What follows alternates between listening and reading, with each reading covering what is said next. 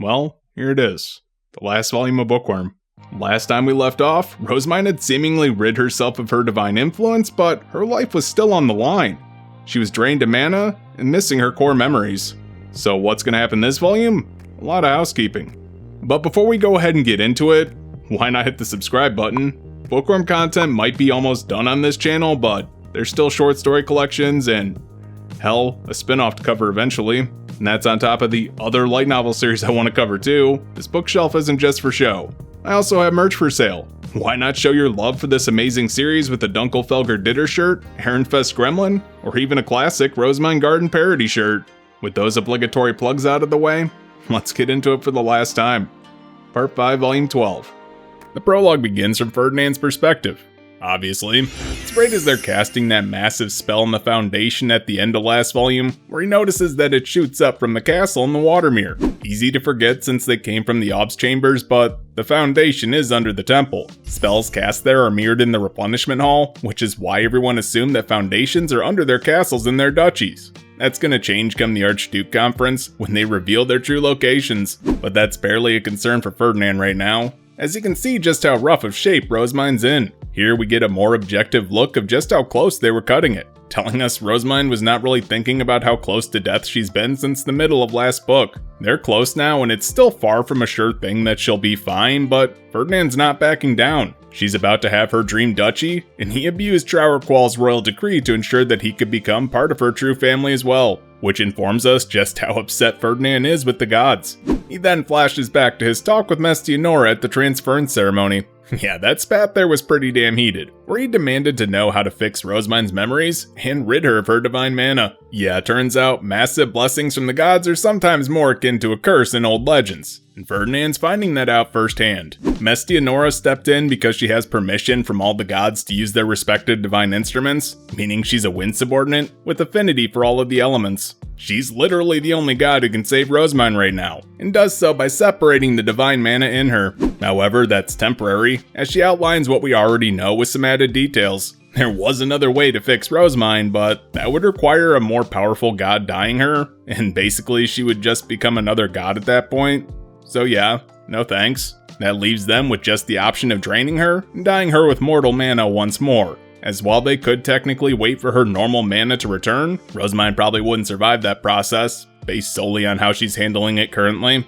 Also, who knows, she does have the Devouring. As for reconnecting her severed memories, if she has mana channeled into her by someone who shares those memories, that might actually work. There does seem to be another way here, but Mestianora is evasive. Yeah, it turns out, gods can't lie, or rather they don't lie. Punishment for them lying is apparently pretty severe, so they just elect not to. Point is, Ferdinand wants Rosemine to regain her memories because she's cold as hell without them, and shows little enthusiasm or attachment for this world now. After her dying the foundation turned out to not be enough, we cut to their spring prayer mission that only made him worry more. He apparently tried dyeing her after the foundation, but the rebound was so intense that Rosemine didn't even notice he tried. Yeah, the gap was that big. Her suggestion about having her retainers use the divine instruments instead of her to save stamina made him think that she might have been trained enough, and that's when he gave her a drop of synchronization potion she thought was nasty. Remember? That used to taste sweet all the way back in part 2. She was only resting in short bursts at this point due to the fear of her mana regenerating. By the time Lisa Letta reported her hunger, Ferdinand knew they were running out of time, as the pain she was about to endure would be immense. Rosemine lost enough mana to sense him, but he still couldn't sense her due to the amount of divine mana she still had. His only hope is that she could finally take a synchronization potion. Back to the present, Rosemine's barely conscious and struggling to breathe as the spell comes to an end. Ferdinand's stressing though as the circle's not quite complete. He has her lean into him as he keeps her hands on the face stone. The castle finally comes into view in the Watermere, and he begins chanting the prayer, all while he's trying to sit Rosemine up and ready the slew of potions to stabilize her health. As soon as it's done, he puts something in her mouth to make it so the potions go straight down her throat, and then force feeds her a synchronization potion, then liquid mana. Now, it's not the first time he's had to administer potions while she's unconscious, but he's practically shaking with nerves, as this is probably the most important time he's ever had to do it. Once the potions are in, he begins channeling his mana into her to prevent the divine mana from coming back. Once he's sure that she has enough human mana, he gives her a rejuvenation potion, but even then, after she has a stable amount of mana, she still doesn't wake up. So, was he too late? Yeah, he's panicking like crazy as he's checking her breathing, but then he remembers that Rosemine never gave up on him when his life was in danger. So he does one last desperate measure, to give back the blessing she gave him. He draws the same beautiful magic circle she blessed him with at the end of part 4 in reverse, and pours mana into it with a scathing criticism against Mestianora for the gods to hear. Rosemine prayed more than anyone else, and begs the gods that if they want to curse someone, to curse him and leave Rosemine alone. What one needs to free a person from a god's curse is a blessing from a greater god. So, any of the Eternal Five or Supreme Gods would work against Mestianora, since she's just a subordinate. They also need a blessing they granted to another to be freely returned to him. So Ferdinand sacrifices Rosemine's final Omni-Elemental blessing to save her life. And while the light settles, he puts on the memory-searching magic tool and connects with her to fix her severed memories once and for all. While fading into darkness, the last of the light settles on Rosemine in a pale yellow, from the blessing she gave Ferdinand at the end of part 2. Well, that's about it for lore drops. Mestianora wasn't playing fair. Ferdinand told on her to get things set right, and in the process, gave back the blessings that Rosemine gave him throughout this series, showing how much he's changed as a character thanks to her. From this point on, Ferdinand's soul is laid bare. Back to Rosemine's perspective, she's in a black void when Ferdinand snaps her out of it by yelling her name. Where are they? Synchronized to the memory searching tool right now, and he's gonna try and help her get her memories back real quick. Sounds good, which means the mana dying process was a success. Though not quite complete, but at least she's out of the woods with that whole divine mana crap. So he kicks off their soul-searching journey by pleading with her to remember the people he's about to show her and who she was back then too, as these memories were more important to her than an actual goddess's library. So this time, Ferdinand is showing her his memories, and we flash back to the High Bishop's chambers where Gunther and Effa are protecting her from Bezewanst. Obviously, Rosemine doesn't recognize these people, but she does remember this situation. She assumes her parents just handed her over when the temple demanded, but when she sees them defy Bezewanst and actively fight the Grey Robes to protect her, she's absolutely stunned. Are they crazy? Ferdinand explains that Gunther didn't care who threatened his daughter. He fought them all the same, be they the High Bishop or even a noble from another duchy. Ferdinand laughs a bit and asks if she can imagine his surprise on first meeting her family, and she totally gets it. Dude has zero self-preservation, but that runs in the family. Since they're synchronized, she can actually feel Ferdinand's emotions, and Ferdinand viewed this as an act of compassion, realizing there were people out there who would fight to protect their children. There's a brief flash of a man who looks like Sylvester, but a bit older and kinder looking, saying something about the Goddess of Time's guidance, and a woman with blonde hair and a gentle expression talking about the God of Ordeal's trials. Who are they? Well, obviously the man is Sylvester and Ferdinand's father, but he gets her to focus. Back to the scene at hand, she sees herself crushing Bezewanst and Ferdinand. At the mention of mom and dad from her younger self, she starts to feel something, but she still can't quite remember. But throughout this, she's much more sympathetic to Ferdinand's perspective, and thinks it would have just been easier if they handed her over to the temple. Keep in mind, she is synchronized with Ferdinand's emotions here, so her sympathy is part because of that, and part because her memories are missing. She flashes over to Lutz's running away dispute from part 2. Rosemine recognizes Ralph's parents, Benno and Mark, but not Lutz. So Ferdinand explains the situation and who he is, that he's like family to her. Weird, she doesn't remember any of it. But thinking back, isn't it kind of crazy that Ferdinand was involved in this situation, like, at all? Yeah, it really is in hindsight, especially now that we know who he is. And turns out, there's a reason. Dude was curious about lower city family dynamics after seeing Mine's family, so he was doing his own research into it through this meeting. When Dyed hit Benno with the wisdom that he wouldn't make a good dad because he only thinks in terms of business, which isn't a good mindset for raising a kid, Ferdinand had a pretty hefty realization then too. He remembered what his father often said to him about all that Goddess of Time's guidance and for the sake of the duchy stuff, which makes Rosemine realize she was probably rubbing salt in the wound when she said that his father probably cared for him deeply.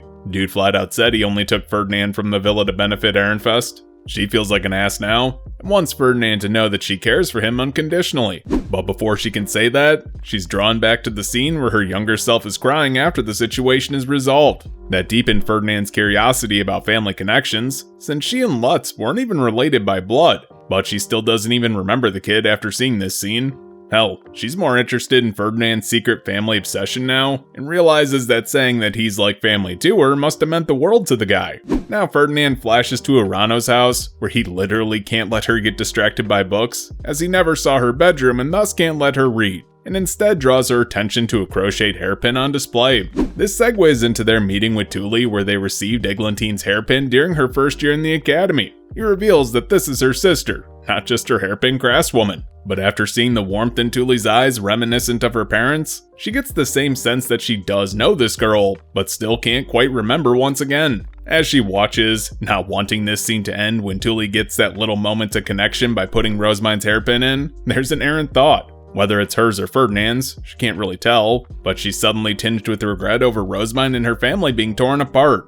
Yeah, definitely Ferdinand's then. Does he really feel that guilty after all this time? Yeah, dude's been carrying it, which is why he turns a blind eye so often. Now, she wants to tell him he didn't do anything wrong to feel so guilty, but she doesn't have the full story and stops herself. No, she should probably get her memories back first before she says something like that. Does Ferdinand remember why she made the first hairpin though? They flash to Benno giving Ferdinand the hairpin before her noble baptism, where he heard the story that they made the first one for Thule, but Ferdinand doesn't really have the details. So, does she remember anything? Kinda.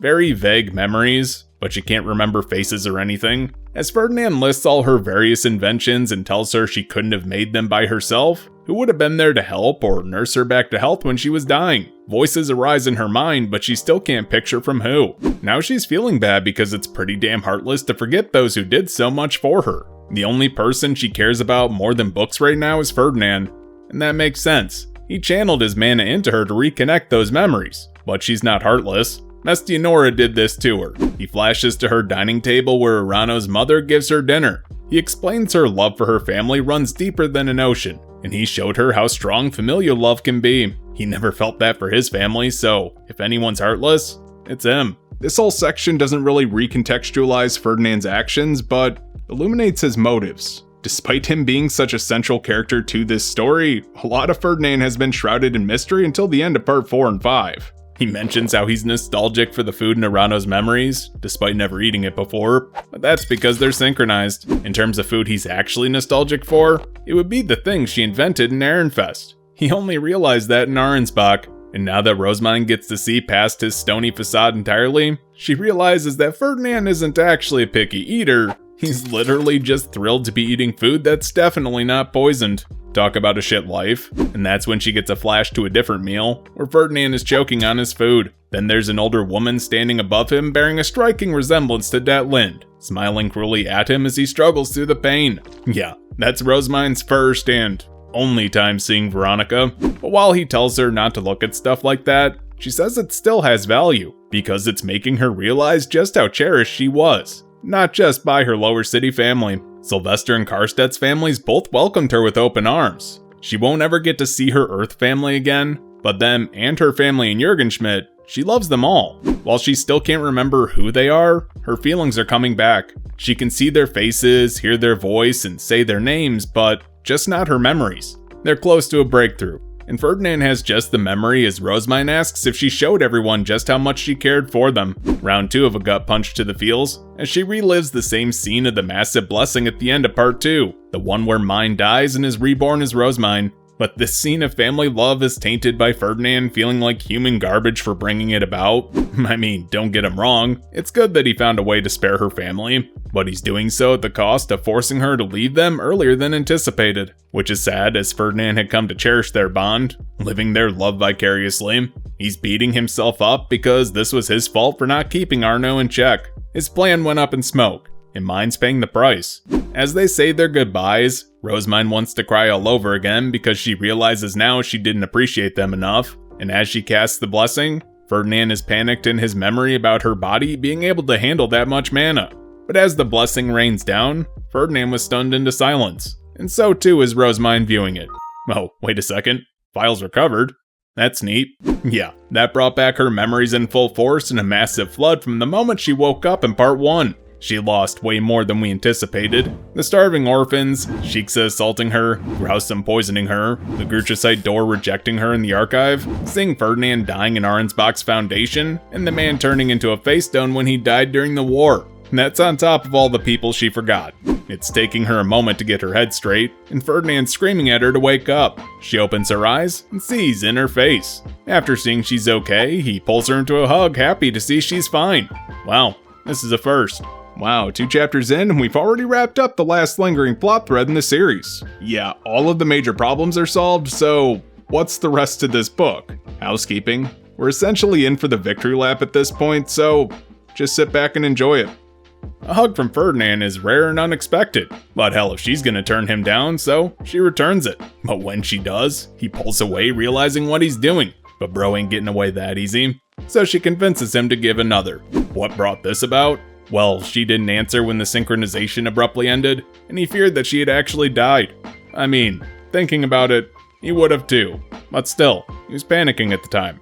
And truth is, she was basically on death's door for a while. Not that she was thinking about it, intentionally mind you, because that would have been depressing as hell.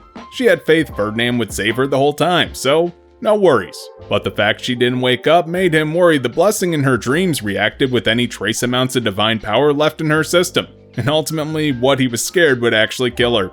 Oh yeah, that's a legitimate concern. But no, it was the flood of memories coming back that caused her to end it so soon. While she comforts him that she's fine and thanks him for getting her memories back, dude's heart is still racing, and he's running his hands through her hair. What's eating him? Well, now that he's seen how much she loves her family firsthand, again, he asks if she wants to go back to being a commoner. That's extremely tempting based on what she just went through, but that's not possible. Or is it? Ferdinand wouldn't have proposed it otherwise. So what's he getting at? Look, her family is moving to Alexandria already, so the magic contract in Ehrenfest won't apply. They can simply announce her death after she's recognized as Ob at the Archduke Conference, and then she can return to the lower city with her family. The commoners here don't know that mine died at age 7. So basically, she can pick up right where she left off. Bro is really making this hard for her right after all of those memories came flooding back, isn't he? Yeah, there's complications if you spend more than a minute thinking about it, so let's see her do just that. Because returning to the lower city wouldn't be that easy. Ferdinand thought this through though. He planned on taking over as Ob to protect her and her family, and with some coordination, it could work. In theory, but as much as she wants to leap at the chance right away, what about Ferdinand? Yeah, dude would suffer a ton being the sole archducal family member in Alexandria. Not to mention, the duchy is only being allowed to exist in its current state because of her status as the divine avatar, purging it of sin as the next Ob. So is she really going to be the latest in a long line of people thrusting their work onto Ferdinand in pursuit of their own happiness? No, she doesn't like that. Besides, she's the one who stole Arensbach's foundation, so it's her responsibility. But Ferdinand insists it wouldn't be a problem, because her face stone phobia would just make her job pretty much impossible. She would just end up as a figurehead. But seriously, does dude think she's stupid or irresponsible enough to turn a blind eye to his suffering? She would worry sick because he doesn't take care of himself. Well, no he doesn't. He knows she would be happier as a commoner from first-hand experience just watching her. Besides, this is her one chance to fulfill her romance with Lutz. Oh hell no, dude thinks she's in love with Lutz? But apparently, if she doesn't seize this one chance at supposed love, she'll end up marrying Ferdinand. Yeah, sorry for all the shippers out there, but the Lutz mind ship was kinda sunk from the start. Dude was always just a big brother type despite being the same age.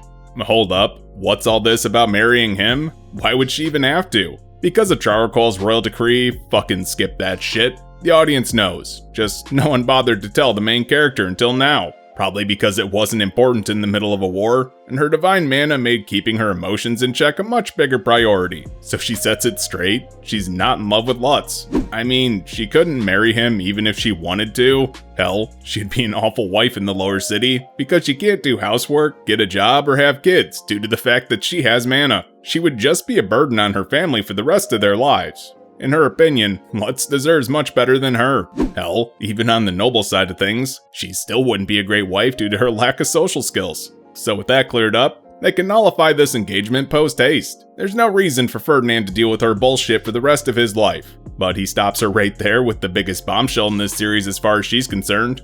Bro actually wanted this engagement. Wait, what? Yeah, she should be aware after the synchronization potion by this point that Ferdinand's understanding of family came from her. Had they stayed in Ehrenfest, he would have been content to just sit on the sidelines, but after he moved and people started forcing them apart, it hurt. He craves that same bond. So he flat out says that he straight up threatened Eglantine to keep this engagement in place, leaving Rosemine herself as the only person who can nullify it, so he can become her true family through marriage. Because Ferdinand couldn't bear the thought of some other man becoming her true family instead. Oh great, he's the jealous type. So Rosamine has three options. Either become a commoner, marry Ferdinand, or order Eglantine to cancel their engagement. He pressures her for an answer on which she chooses. But as she squirms not wanting to make a decision, Ferdinand takes that as a rejection. She can actually see the disappointment in his eyes as he lets her go, but that's when it clicks. She doesn't want it to be like this, and wraps her arms around him in a hug before he can get away, and declares that she still doesn't know a damn thing about romance. Pretty weird to say while clinging to a guy who all but just confessed his feelings, but he clarifies that he doesn't expect things to change between them, just make it official. They both share in the same sentiment how much it fucking sucked that people kept trying to sever their connection, but once they're engaged, she can worry about him as much as she wants. No one's even gonna say a word. Hell, they might even encourage it. I mean, she'll be a burden as a wife, but Ferdinand's willing to shoulder that. But double also here, she couldn't exactly leave him to return to the lower city even if she wanted to. Yeah, Rosamine's not stupid. She has enough mana now to be Zent, and people would surely recognize her when nobles start visiting the temple more often. It's not like they're gonna allow a commoner to keep her stopped to blow off mana. It's gonna have to be sealed, meaning she would have to visit the temple pretty regularly to donate, or just accept death. And what about her namesworn? Yeah, Ferdinand would likely have to kill them to keep the secret anyway. Hartmut and Clarissa aren't going to accept their namestones back. Matthias and Lorenz literally don't have a family to go back to. They were escaping execution, and she would be dooming Gresha and Roderick to a life of misery if she did. Not gonna happen. And putting this in perspective even more, she's already spent most of her life in Jürgenschmidt as a noble at this point, so she wouldn't even really be able to blend in the lower city. And that's the final nail in the coffin for the mine revival talk. It's best she remain a noble, and Ferdinand is thrilled that she would choose him over life in the lower city. Never thought the day would come, huh?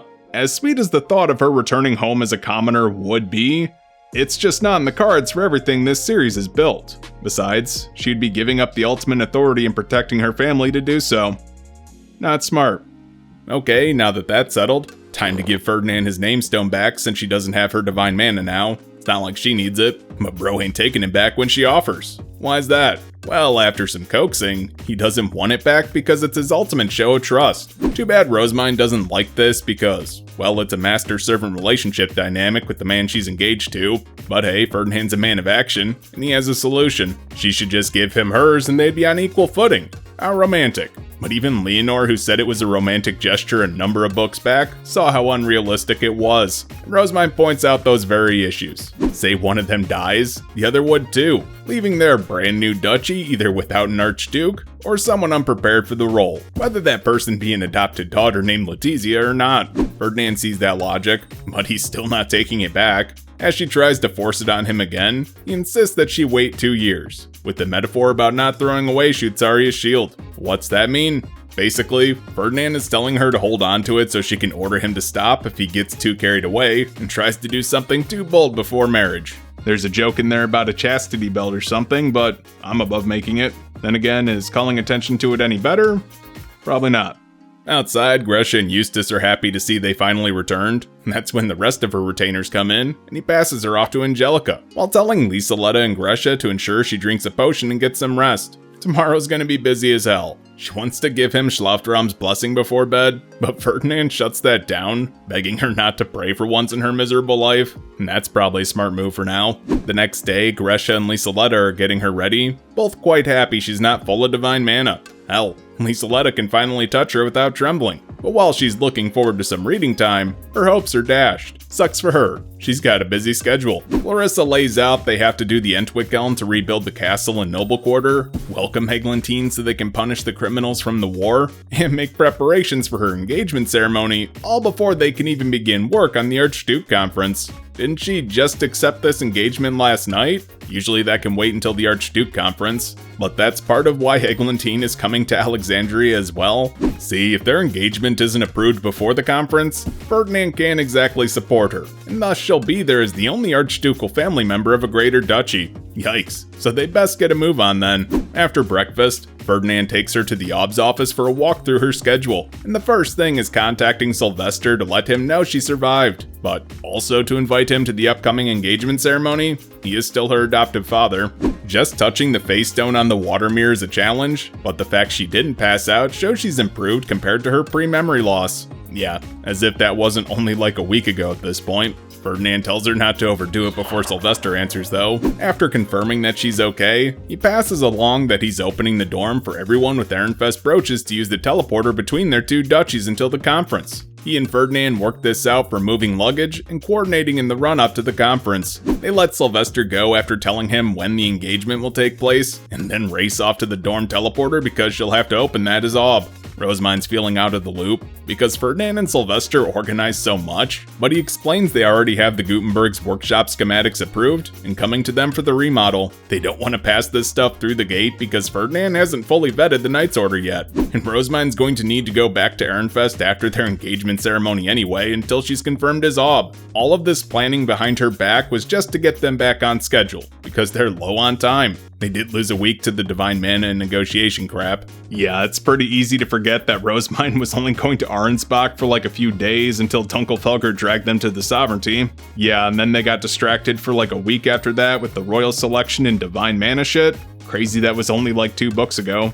Is it really wise for her to be leaving? Yes, because Ferdinand needs her out of the way, as he's laying traps for nobles to see who they can and can't trust. That break will also allow her time to study Arnsbach's geography and industries, but don't worry about their nobles and factions as those are going to shift drastically in the coming weeks. But she's not going to be doing just that. She has a crest and color to brew while she's in Ehrenfest, because they can't be accepted as a new duchy without him. And this is a pretty good excuse for Rosemind to go wrap up any unfinished business she has, as once she becomes Ob Alexandria, she can't exactly return to Ehrenfest so easily. In the teleportation hall, she has to go in by herself to activate the circle to open the dorm, because that actually does require the Ob to do. It does require her to touch a face stone, which sucks, but she soldiers on through the process. Get used to that because she does it a lot this book, makes little but noticeable progress with her phobia. And that's when she, Cornelius, and Lieseletta teleport to the dorm first, while they leave Stroll in charge of sorting out the Knight's rotation for guard duty in the actual dorm. Yeah, Bro gets a lot of responsibility thrust on him, but as he's the previous Knight's commander, he's probably pretty used to it. The teleportation room in Arnsbach's dorm is identical to the one in Ehrenfest, and so too is the adjoining waiting room. Rosemind wants to do some exploring, curious if all the dorms look the same inside considering the outside looks so unique, but Cornelius reins her in. I mean, she should know what another dorm looks like inside. She was inside Dunkelfelger's dorm during the Interduchy tournament in her second year for Ditter, but she doesn't have to wonder for too long what it looks like, because Ferdinand arrives, gives out registration brooches to those there, then hands her a magic letter to send off to Eglantine giving an update on her health, their dorm opening, remodel plans, and asking when she's swinging by Alexandria. While she did that, Ferdinand sent off 2 of his own, one to Ehrenfest and the other to Raimund. From there, he goes to reopen the dorm with Eustace and Eckhart, while they send her off to the tea party room to welcome their guests. But inside the common room first, we see Arnsbach had a ton of pots for flowers, which Rosemind thinks is pretty cool. Ferdinand wasn't exactly a fan of the wasted manpower, with attendants having to water them all the time, but also because they could be used to hide the smell of poison. Yeah, talk about a Debbie Downer. So does she want flowers at this year's Archduke conference? She doesn't really have a preference. But if they're ordered already, she would rather not inconvenience the people growing them. And that's about the time that Judith responds to the letter from Ferdinand, with a paper airplane magic tool stating she's there to deliver the Gutenberg schematics. Lieseletta chimes in, saying she'll follow Ferdinand to learn how to open the dorm, as that's the head attendant's job, right? Funny, but no, it's not actually their job. Norbert just does it because Herscher's a slacker and he's her uncle. He's the only one who can consistently get her out of her lab. Arnsbach doesn't currently have a professor in the dorm to open it, so Ferdinand's doing it for now. But once they assign a new professor, Lieseletta won't have to worry. Wow, Herscher is such a disaster that her actions are still haunting them even after they've left Ehrenfest. Judith drops by the tea party room and comments how Rosemind's divine mana is gone. Yeah, she couldn't even approach her before, but now she's normal. Weird. Is everyone gonna comment on that? She looks over the schematics and sees that some alterations were made. Yeah, Brunhilde summoned all the merchants to the temple to talk to them directly, and now Rosemind's worried that Benno's probably pissed at her. Anyway, it must have worked out if they had changes to make. She tells Judith to thank Sylvester and Brunhilde, but honestly, she's just happy to have something to do. Yeah, Felina's busy doing spring prayer and Tamuel's guarding her on that journey, so Judith is pretty bored being left behind again. She's helping Brunhilde, but as a knight, there's just not much she can actually do in the conference prep. Also, she's Rosemind's retainer, so basically, if Rosemind needs help, reach out. Next, Raimund shows up and is completely out of the loop. Like he's still stuck at Hersher telling him to stay in the lab to avoid the suspicious people wandering around the academy. And now the dorm is open again and Lady Rosemine is there? What exactly did he miss? Everything. I mean, it's not like they had the time to tell him, or he could even do anything if they did. Basically, he was best left out of the way. But now they kinda need him, so they called him here to go clear out his shit back home for the upcoming Noble Quarter refresh. And with that, they head back to Alexandria. They race back to the Ob's office where there's a brewing room in the back that's primarily for making magic tools and duchy management, like registration brooches and such. But the only ones in there now are Hartmut, Clarissa, Eustace, Ferdinand, and her. Why is that? Because they all know about her face stone phobia they're trying to keep secret from the rest of the noble population. But since it's just them, he asks if she's able to brew her own engagement face stone, because if not, he'll do it. That's not cool. She'll do it herself, even with her phobia, because otherwise it would just be sad and a failure on her part. He gives her the raw ingredient, informing her that it's from a fish scale, and that information does make it a tad bit easier for her to handle. She pours her mana into it, careful not to overdo it and turn it to gold dust, but she's still tense as hell in this process. Thus, he suggests that she focus on what to put inside, with a bit of teasing to maybe avoid the phrase she asked him about during her third year. Yeah, she's not going to put such a direct invitation into her actual engagement face stone. But what should she pick? Well, why not pick Clarissa for ideas? What did she give Hartmut? Let's worship our goddess together, apparently. No thanks. Now Rosemine's at a loss, clearly not getting inspiration from others. But Clarissa does offer some rare, useful advice, suggesting she write what she wants to do for Ferdinand. And like that, it clicks. Ferdinand notices she's on the move, but she won't let him peek because it's supposed to be a surprise. Thus, she brews the face stone, and gold text appears in the center, saying, "Let me embroider your cape." Yeah, you might not notice it right away, but Clarissa's response was a little more muted than we've seen in the past few volumes. Why is that? Well, you might remember Gresha saying something about her divine mana influencing her namesworn. Hartmut and Clarissa mellowing out this book shows that her divine mana fading might have reined them in somewhat, or at least hints at that. 5 days out from the remodel, and Rosemine gets word from Eglantine that she'll visit 2 days after. Good to know. Clarissa's been the one running paperwork back and forth between offices. Because she's from Dunkelfelger, the former Arensbach people can't bully or look down on her like they can her Ehrenfest retainers, confirming things aren't 100% smoothed out in Alexandria yet. With the Entwickhelm and Eglantine's visit decided, that whole engagement ceremony kinda starts to come up. When will it be and what is she gonna wear? Well, can't she just wear the clothes she wore for their meeting with the royals? Yes, actually. That's perfect. It's not just fancy enough, but also incorporates Ehrenfest and Arensbach's trends to show she's not bucking their duchy's culture to the nobles present, though she does have the added insight after getting her memories back, that it combines Tuli and Effa's work with Ferdinand's cloth. Perfect in pretty much every sense for their engagement. Gresha contacts Eustace so Ferdinand can coordinate outfits, but what about her engagement vows? Yeah, she's made no progress, and while she tries to slip in some reading time with quote-unquote research, everyone blocks her because she has a mountain of work and practice to do, on just about every front. Thus, Roderick is thrust into the limelight of writing her vows, as the resident author of the group. Lucky him. Come time for the actual spell, she enters the Foundation Hall using the key in the Ob's chambers. Turns out it's a belt buckle that Det Lind used to hold her High Beast face stone, and Ferdinand had to search Helstita's memories for that, and the solutions for the trial to enter the Foundation itself. Now, he confirmed that with Det Lind too, but he didn't trust her word on it. Who would? Basically, this is probably what he was doing all those nights he returned to the villa rather than rest in Ehrenfest's dorm. As she enters, we see Arensbach's trials are different from the ones we saw from Sylvester and Ehrenfest back in Volume 9. The trials are chosen by the Ob creating the Foundation, and this one is basically filling face stones on doors with mana, as inserting the key like one would normally think actually curses you. Scary stuff. And she didn't do this off memory, mind you. She used her Grutricite to review it. She finally steps into the Foundation and sees gold dust raining from above, meaning Ferdinand's mana is reaching it from the replenishment hall. Rosemine's getting the short end of the stick on this remodel, since, you know, she can't even see what's happening. The people outside are the ones getting the real show of the city being rebuilt in an instant. But she draws the magic circle and chants the spell, quite nervous as this is her first time doing it for real, and it actually envelops the foundational magic itself. Remember, ivory buildings are tied to the Foundation, at least usually. That way they can stand for as long as the duchy has mana. She chants the spell and the schematics fly out into the circle, where they begin to burn from the inside out. Her job is pretty much at this point to just keep pouring mana and gold dust in until it's burned away completely. Then the spell's done. Pretty easy. Hey, this is our first time seeing the words to this spell. The god of darkness is basically the god of mana and the fabric of reality, and the goddess of light is the one who brings order and shape to it. That's a pretty cool dynamic that's never actually explained, but just shown in the words to spells and prayers.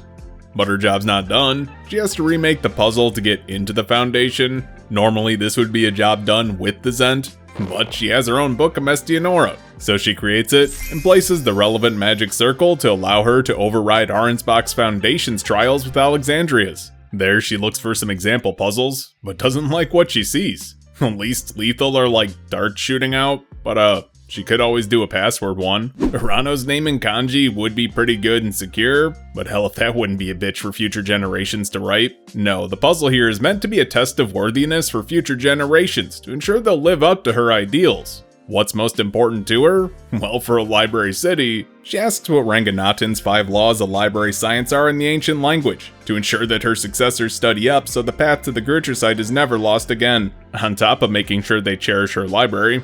Thus, she exits the hall and looks out the frameless window on the beauty of her pristine white city, where her domed library is visible in the distance. Yeah, she's finally got it. But she wants to share this sight with those who made it come true. So she sends off a paper airplane to Ferdinand, who arrives shortly after by High Beast. With all that settled, she wants to go visit her library and start moving books in, but that has to wait.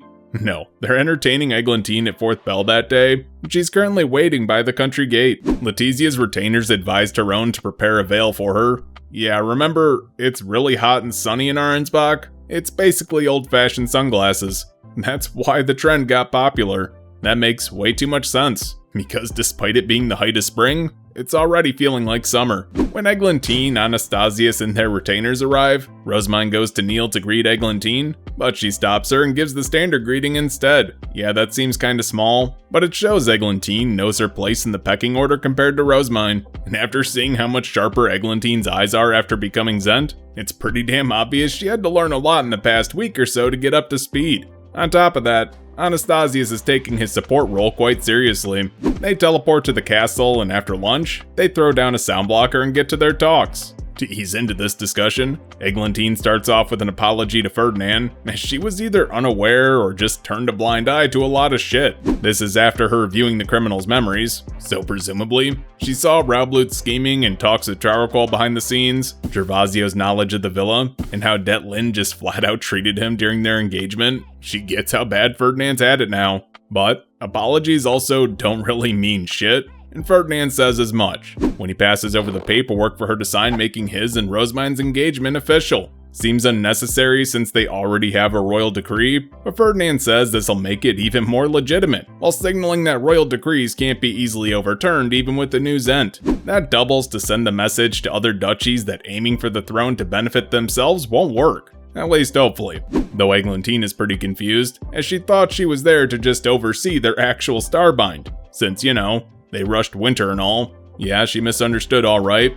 But while Rosemine's panicking, Ferdinand explains he didn't bedroom dye Rosemine. He dyed her with some vague potion that he's not explaining, because the sort of dyeing that Eglantine's thinking of couldn't have been done so quickly through normal means. Yeah, that's true, I guess. Anastasius is just as uncomfortable about this conversation and moves it right along. Here they clarify that Rosemine and Ferdinand will have to follow the rest of the decree as well. That means adopting Letizia and raising her to be their heir.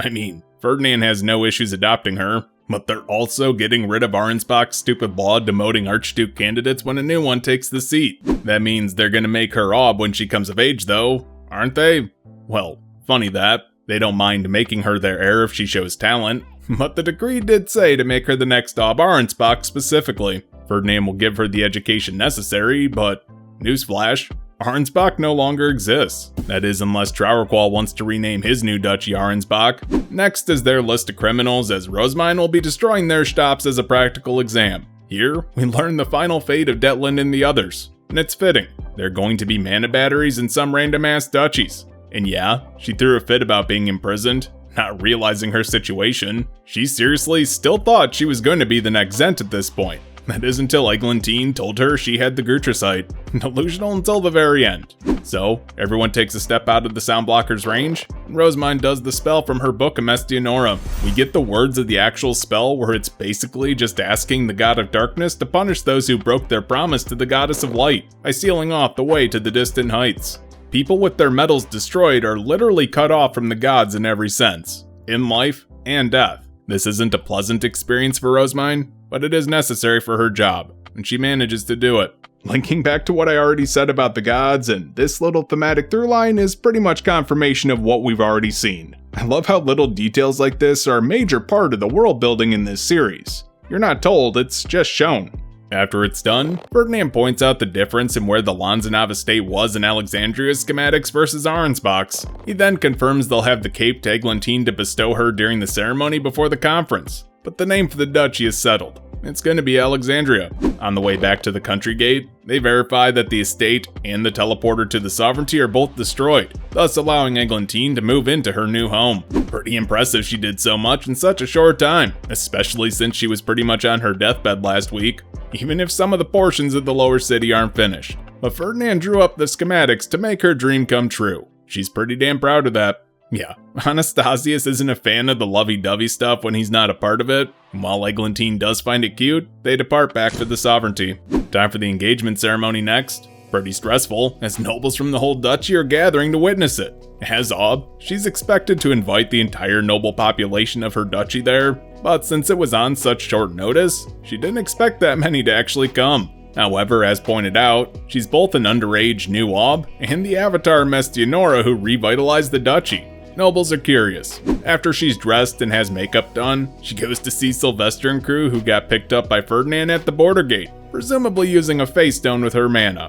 Whether he actually did, or his mana is still similar enough to hers that he could use the teleporters without it, isn't really that important. But Elvira, Karstead, and Bonifatius are there as well, creating quite the gamut of reactions. Elvira is thrilled for her obviously, and really wants to hear how her romance blossomed. Karstead is there as her father, and not a knight for once, looking both pleased and conflicted.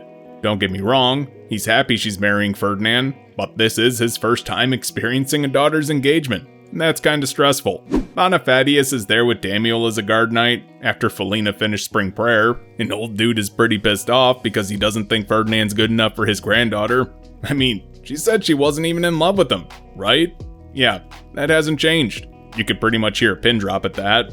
So, why the hell is she marrying him then? Well, she clarifies that she still doesn't know what romantic love is, but Ferdinand brings her peace and doesn't expect anything to change between them. Plus, she's not unhappy about this like her previous engagements. That should be enough. Yeah, pretty much everyone there recognizes that as actual love, and while Sylvester cradles his head, Rosemine begs him not to intervene. She's promising to make Ferdinand happy. Florencia then smacks him to not make her nervous before her big engagement, and he says he wasn't going to intervene anyway, and thus, he entrusts his little brother to her. After that, the line of congrats comes through as her retainers all say their piece. Damiel notes how weird their relationship is, though he's not exactly opposed to it, just, you know, the age gap and all. He's known her since before her baptism, so it feels pretty strange. But he's one to talk, am I right? Isn't he pretty firmly on the Felina route at this point? And yeah, he totally agrees that their relationship is about as strange too. Oh, he was supposed to get embarrassed and deny that, but wow, things must have actually progressed during spring prayer. Good on them. Cornelius congratulates her next, but insists she keeps firm with Ferdinand, or he'll try and rush things. Bow chicka bow wow, am I right? Oh, has Leonore been firm with him? Is that what he's into? He's looking away at this point, so maybe she hasn't. How scandalous. I think the Royal Academy stories pretty much confirms that these two have been frisky for a while now, so yeah. In the hall, it's packed to the brim with people. She takes center stage where Ferdinand approaches wearing some fancy new clothes and a yellow sash, dyed in Ehrenfest current style, showing they're melding both duchies' trends. But when he's on stage, that's when Hartmut kicks off the ceremony. Now normally Rosemine would be the one doing this, but it's kind of her engagement, so Hartmut demanded to take point. He gives a quick summary of the war and ancient spell for the nobles there, where she expected him to go into a fervor-filled tangent, but he actually restrained himself. good on him. That's when he prompts them to exchange face stones. They approach where Lisa-Letta hands Rosemine a box containing hers, and she goes on a metaphor-laden spree that she doesn't understand a word of, but the audience seems to be gushing, especially Elvira, so she just follows the script. Ferdinand takes it, and upon reading the words, "Let me embroider your cape," a rare, genuine smile breaks his usually stony facade. She meant it to be akin to "Let's be family," at least in noble speak. Veronica stole the cape he got from his father, and dude was pretty pleased when Sylvester gave him a new one. So to Ferdinand, capes have a strong connection to family. So this is linking all the way back to Part 4's discussion on embroidery, how a woman offering to embroider a man's cape is a romantic gesture, pretty much because it's wife's work. Now mothers and sisters can do that too, but we know for a fact Ferdinand doesn't have that relationship with Veronica or Georgine. Wasn't gonna happen, so this means a lot to him.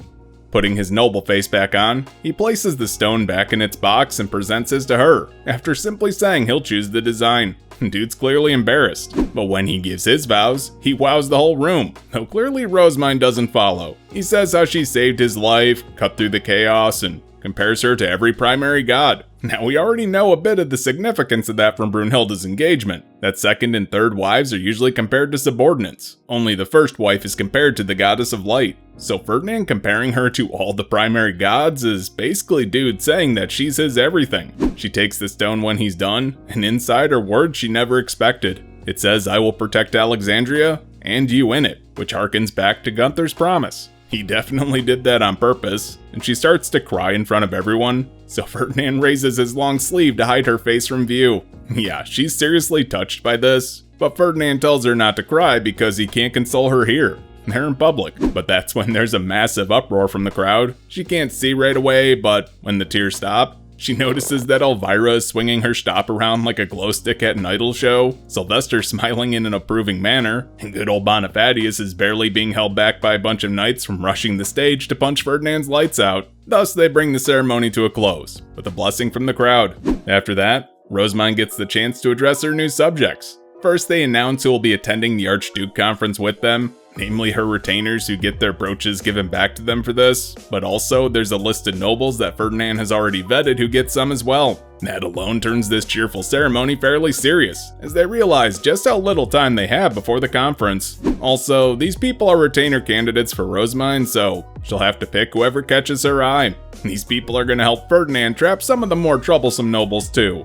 Look, I'm just happy he made friends. Hartmut goes on to explain their plans for the war orphans after that they'll be entering the temple, and those with magic tools, or can prove themselves, will obtain one with Rosemine as their guardian. Those baptized will be apprenticed blue robes to earn their own living. She goes on to add that Letizia lost her guardians, and will be entering the temple as well, though once Rosemine comes of age and marries Ferdinand, they're still gonna adopt her. That sends a stir through the crowd. Some shocked that she's keeping her status, others shocked that she's going to the temple despite her status, but Rosemine goes on to say that the temple will be reformed.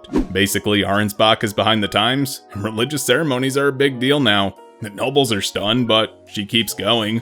They just lost their big advantage of being the only duchy with an open country gate. Hell, that alone is what has kept Arnsbach from plummeting in the rankings due to their mana shortage, so other duchies are going to have their gates open soon, and theirs is probably going to remain closed for the foreseeable future. Thus, that advantage they just had is now reversed. The massive laboratory they just built is going to focus on adapting Lanzanov imports for growth in Jürgenschmidt, but that's going to take some time, and to that end, she's gotten approval from Ehrenfest to bring the various industries she started to Alexandria. They're going to focus on books, paper, and food. However, they're not just stealing from Ehrenfest, as books and paper are going to become so widespread, no duchy is going to be able to monopolize it. Plus, their food will be dramatically different from Ehrenfest. Once they get the temple classroom she's planning up and running, commoners and noble kids can study together to get different perspectives and crap. What's stopping somebody from just dumping their kids off for a free education and letting the ob shoulder the cost of raising them? Raising a noble kid is pretty damn expensive. Well, those kids are gonna have to pay the money back, of course. Yeah, she might be known as a saint, but don't believe the hype. Also, don't get her wrong. All of this is to enrich her library city to get more books. Be careful, mask is slipping.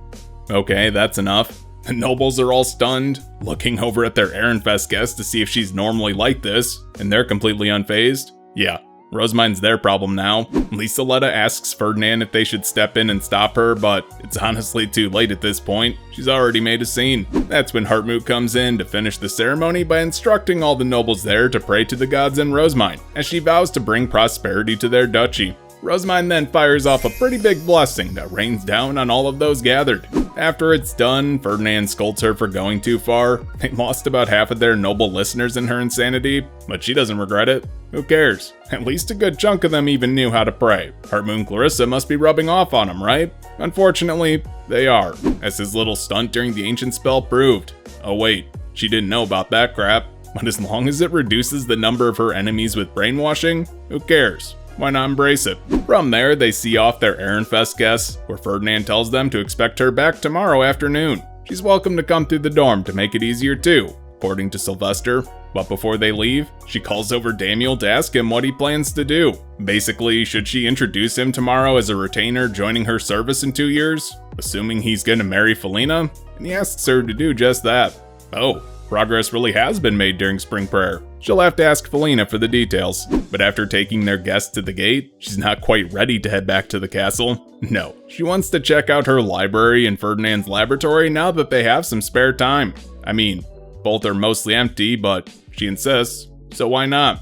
They swing by where Ferdinand and some scholars are working on growing Lanzanov spices locally. That way they'll still have something to trade come the Archduke conference. Alexandria does need to advertise itself as a worthy trade partner coming up, otherwise their current business deals are gonna fall through. Now some Giebs Detlind ostracized were already working on this, so really, they've just started backing their research in the lab. And the real problem they're facing, how is introducing mana affecting the plants? She wonders if she should throw some at it too, but he declines, as that would introduce too many variables for now. She does still have a little bit of divine influence in hers, so maybe at a later date. We see he's moved a ton of his tools into his office there, and it actually looks like a more organized version of his hidden room. Only because his retainers can actually enter it though. But hey, this is where Losfam is gonna stay because dude won't be able to relax at the castle. Yeah, there'll be too many high-ranking nobles there for him, though she does notice after talking to Eustace here that he's no longer calling her Milady, but actually Lady Rosemine.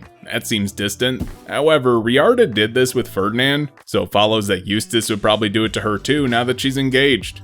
Oh, speaking of engagement, Eckhart and Angelica used to be an item. Yeah, that would probably be convenient again, to avoid marrying the weirdos and weaklings in Old Arnsbach, so they agree to rekindle their engagement. That was anticlimactic. Next, she bails on over to her library, and though the shelves are empty, she's still in heaven. Girl's already got plans for the magic tools she wants to make too, though Ferdinand's already shooting down the names. Yeah, they're Japanese ones. Clarissa requests that they at least make the guards less deadly than the ones used at the temple though. And Raimun's wondering why she made the library so big considering there's hardly enough books to fill it. But that's the beauty of it. She's going to. As they continue their tour of the empty building, they come to Rosemine's chambers. This is going to be where she spends her retirement, as a live-in librarian like Solange. But while they go over what she'll need there, Ferdinand urges her to make a hidden room real quick, and registers it so only the two of them can enter. Cornelius tries to stop them because it's not proper yet, but they slip in where Ferdinand puts down a teleportation circle right there. This'll be her connection to her lower city family. Not that she's gonna see them anytime soon, but once her schedule slows down, they're just on the other side of this. Well, now she's pumped, and jumps up to give him a massive hug suggesting he visits with her too. That kinda sounds like a hassle. I mean, would she even want him there? And yeah, actually, because she wants to introduce them to the man she's going to marry. Hell, they don't even know she's engaged yet, and that alone makes him pretty damn happy that she would even include him. Oh, she was dead serious about making him part of her family, whether he thinks he's a burden or not.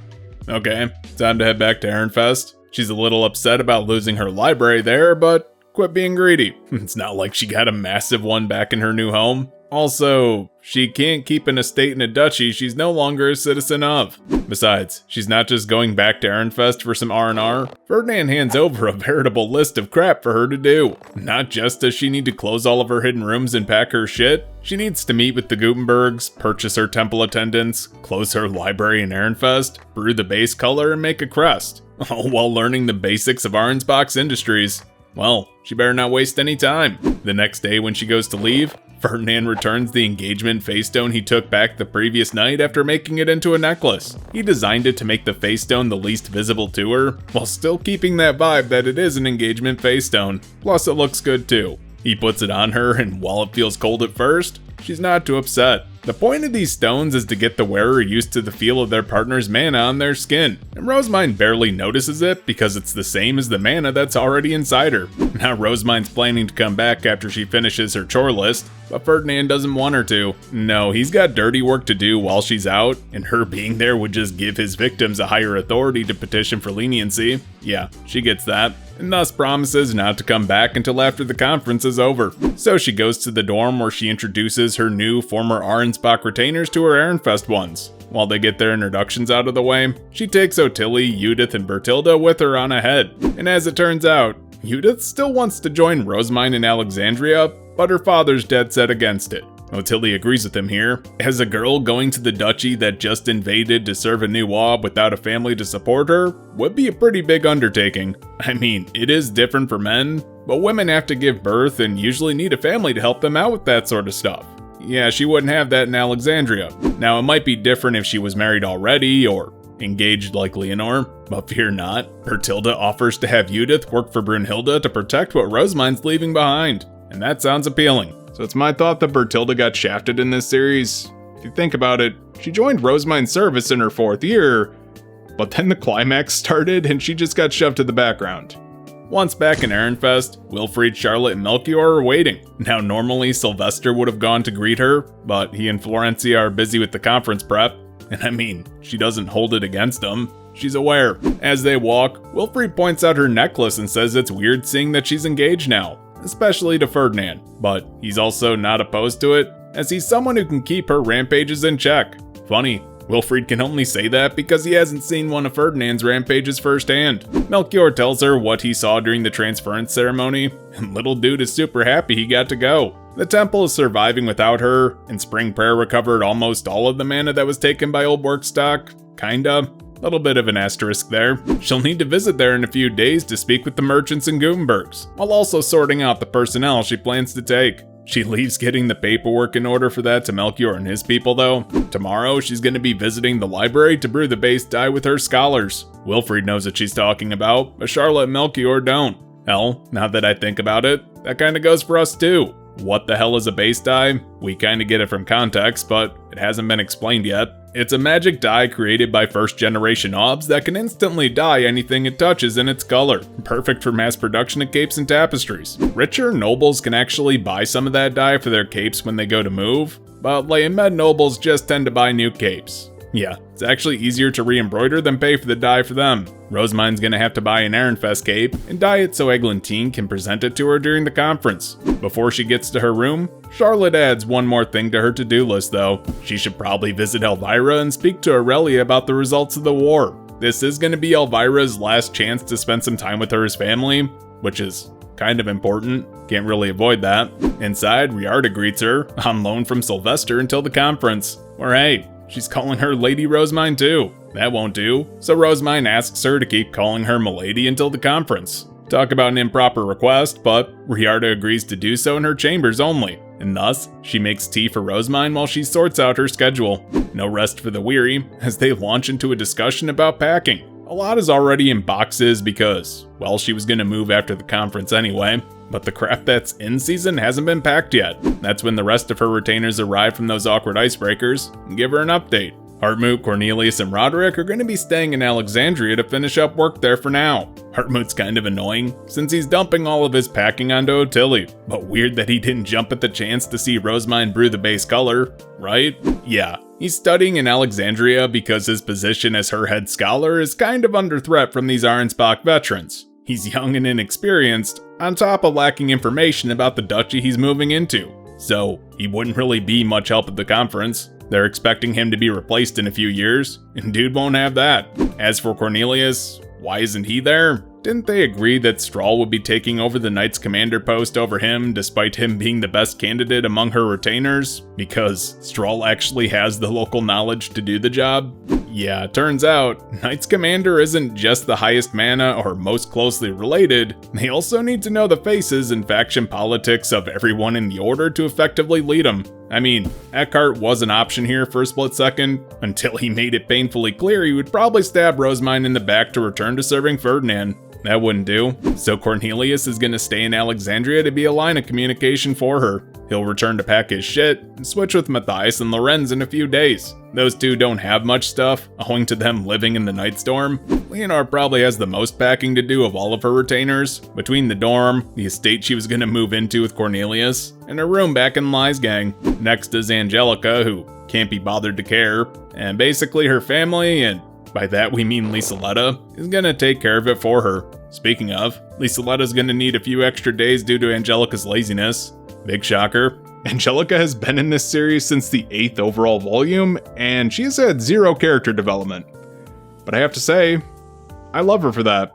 At the library the next day, they give Lazfam a list of poisons in Arensbach that he needs to memorize before moving there. Dude's thrilled to be called finally, but he wishes they would have gotten this to him sooner so he could hurry up. But that just so happens to be when he spies Rosemine's necklace, and realizes she's no longer just his temporary lady, but now a true one since she's marrying his lord. Rosemine doesn't really get it, but sure. That's likely why they gave him such a long memorization task to keep him there to watch over Rosemine in Ferdinand's absence. Or at least that's what he assumes. He takes them to the brewing room, while he and her attendants handle packing the rest of the estate. Clarissa's heading the brewing process here, with Damiel, Felina, and Judith backing her up. Now you would expect there to be a lot of trial and error, as we're used to with these sort of things, but not really. They already have the ingredients they need, they just need to figure out the ratios to get the right colors, which takes a painfully long time, as Clarissa isn't too happy with any of the results. Why is that? Because she assumes that Hartmut wouldn't be? Yeah. She's trying to capture the luster of Rosemine's hair and the color. Girl, shininess is an aspect of material, not color. The rest of her retainers understand that all too well and can't seem to get her to accept it, and it takes her far too long to realize that. But after a bit, they nail the recipe and send it off to Ferdinand for approval, where both he and Hartmut sign off, saying it's good to go. That means she can mass produce enough for capes for the whole duchy. All she has to do now is buy a cape from Ehrenfest, dye it, and have one of her retainers deliver it to Eglantine's retainers before the conference, along with the crest. Oh yeah, that needs done too. Not that we see them actually working on it. As a reward for completing probably the biggest task on her list, she actually gets some reading time for once. She offers to have Felina study with her, because she's gonna need to know all this stuff in 2 years when she moves too. But while they're reading over all this information, she asks about her proposal to Damiel. So, who did it and when? She's too embarrassed to say. That makes her and Judith think that Damiel might have forced it out of her, but Felina actually denies that part. Rosemine then assumes it must have been a pretty chivalrous engagement, right? But based on the information that she was getting coaching from Clarissa last year on a classic Dunkelfelger proposal, and Felina is a scholar and much smaller than Damiel, I like to imagine she probably tripped when trying to pin him down at knife point, and that led to them having an embarrassing laugh together. Here's hoping that's in the 3rd short stories collection. When Cornelius and Roderick come to swap out, she sends Roderick to go pack, while Felina and Damiel go help Ferdinand find embezzlement in Alexandria's tea party room that's been converted into a makeshift office. As for her, she's gonna take Leonore and Cornelius to Karstedt's estate for a quick family chat, while planning to spend the night there. So that afternoon, Elvira greets them with Muriella. She came of age at the same time as Matthias, so she's an adult now. While Elvira chats with Cornelius and Leonore about their move in Starbind, they talk about some other crap in the meantime. Felina has a room there now that she uses during winter socializing and when she's not busy in the temple to avoid being left out of the loop like Rosemine was. And during the battle, Bartold was annoying as hell, but Muriella actually got on Florencia and her retainer's good sides due to her good behavior. Yeah. Hopefully his sister doesn't get lumped in with his insubordinate ass. Not that they're going to be dealing with it currently due to everything that's been happening in the upcoming conference. Yeah, basically internal politics are on hold until that's over. Rosemine's just happy to see that Muriel is thriving under Elvira though. And after hearing how enthusiastic she is about her library city in Alexandria, she briefly reconsiders giving her up as a retainer, until it slips that Muriella assumes it'll be filled with love stories. Yeah, scratch that. When they sit down, Elvira brings Aurelia in where talks get serious. Rosemine informs her that her entire family was punished pretty severely. Her sister had her shop destroyed, and will have her mana drained for the rest of her days as a commoner. Yeah, no clue where yet. Aurelia asks about her father, but Rosemine says he didn't survive the attack. Apparently his door had been marked for Lanzanov to skip over during their raid because he was working with Georgine, but dude was found dead after eating breakfast with his wife outside the estate. Likely he was dragged out and killed in an act of revenge. His first wife and her children were also aligned with Georgine, so they're imprisoned, but his second wife had children who were serving Letizia as retainers. She's inconsolable as both of them died during Leonzio's surprise attack in the office. Clearly she wasn't involved in Georgine's plot, so they're not really sure how badly she's going to be punished just yet. But Aurelia says she's just glad that her father isn't around anymore, as he held a lot of sway in Arensbach and would have likely been a thorn in Rosemine's side going forward. That's a really weird thing to say, and Aurelia's veil makes it kind of hard to see what she's actually feeling, so Rosemine asks her to remove it to get an idea. That causes her to tense up, but Elvira explains why she's asking in the first place, and everyone there is family. They're probably not going to judge her. Plus, her son will have their support no matter what happens. Thus, Aurelia removes her veil for the first time in Rosemine's presence. And the first person to react is actually Leonore, who says it's Gabrielle. Wait, what? How the hell does Leonore even know what Gabrielle looks like? The woman's been dead for how long at this point? Yeah, apparently the previous Guy Bly's gang had a portrait commissioned of her to keep his family's hate boner alive for generations to come. The old man took the crown for petty bitch and wore it straight into hell. But Cornelius and Rosemine show zero reaction. Though Cornelius hates Gabrielle, he doesn't notice the resemblance here, and thus Elvira explains why Aurelia's been hiding her face. Rosemine suggests that Leonore tell her family to get rid of that picture, since the people involved are no longer alive, and she'll consult her uncle about just that. It is kind of his call. Anyway, back to the topic at hand. Aurelia looks pretty pained talking about her father and sister, but wants to know what'll happen to her since she's related. Nothing. She already married out of the duchy, and they're not doing deep purges this go around. Besides, Aurelia refused to meet with her sister or socialize with Arensbach-aligned nobles in Ehrenfest. She actively went out of her way to avoid that shit. So, she's in the clear, which means her son is too. Elvira was even considering adopting him if something happened, but since it didn't come to that, this is a rare chance for Rosemine to actually see her nephew for the first, and likely last time. Wow, she finally got to see one of the babies in her life. Literally, how many times has she been denied over the course of this series, huh? Later in her room, Elvira wants to have a private chat in the hidden one they set up a few books back. Cornelius and Leonore bail back to Eckhart's old estate to clean it out, but marriage does come up again, as we find out those two are getting married this summer, since as soon as Leonore left, Cornelius got bombarded with proposals. Yeah, the old Arensbach nobles are looking to secure connections to their new ob, by any means necessary, and this means Clarissa and Hartmut are also picking up the pace and getting married this summer too. Neat. As for Eckhart and Angelica, there's really no need to say anything here. They were already engaged once, and both families approved it again. Because honestly, Angelica's pushing 20 and neither of them are actively looking for partners. This is probably their only chance. Plus they're kinda made for one another. Between Eckhart being strong as Angelica's literal only criteria, and Angelica not caring about being a distant third in Eckhart's heart to Ferdinand and his previous wife. In that order. But enough about others. Elvira wants to say she's proud of what Rosemine's accomplished. Last time they talked was pretty sad with the adoption and shit on the horizon, but this time, Elvira's happy. Rosemine saved Ferdinand, Eckhart, and herself. Good job. She had been worried sick when she learned Eckhart returned, and suddenly there was an attack from Arensbach, but no one told her a damn thing about it until they got word that Georgine had been killed, and Ferdinand was safe at the same time.